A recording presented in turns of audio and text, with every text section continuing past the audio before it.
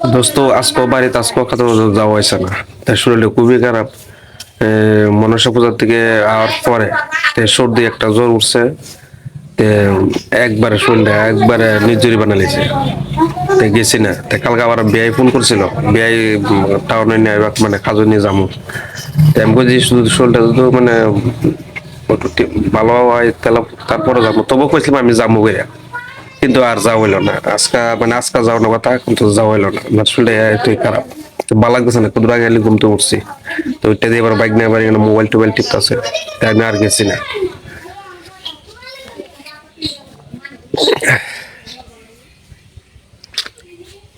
সর্দিটা বেশি, সর্দিটা অ্যাকচুয়ালি আমি সর্দি সহ্য করতাম পারি না এমন। মানে সর্দি উঠলে একটা জ্বর উঠতে লাগা, তে সর্দি উঠলে জ্বর উঠতে লাগা, তে আমার পরে একদম অসহ্য লাগে। তো অনেকের কাছে এটা কোনো মামুলিক ব্যাপার, কিন্তু আমার কাছে আবার অনেক। কিন্তু আমি সর্দি সহ্য করতে পারি না, এই কারণে আমার কাছে ভালো লাগে না।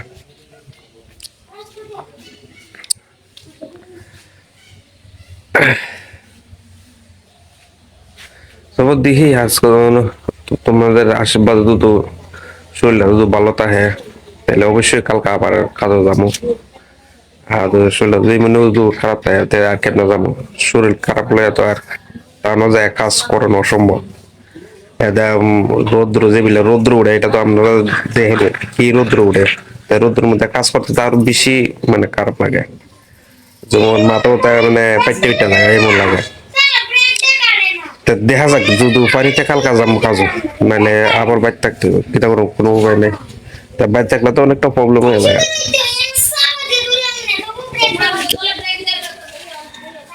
এই কিছু করছ করে, হ্যাঁ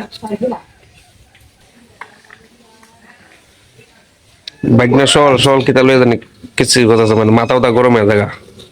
পোলাহান তো পোলাহান এমনি রক্ত গরম, টাস করে মানে মাথাটা গরম হয়ে জায়গা। আচ্ছা, ভিডিওটা এনে শেষ করতেছে। ভিডিওটা ভালো লাগলে অবশ্যই লাইক শেয়ার অবশ্যই করে দেবেন, আর নতুন হলে চ্যানেল সাবস্ক্রাইব করে দেবেন। সবাই ভালো থাকুন, সুস্থ থাকুন।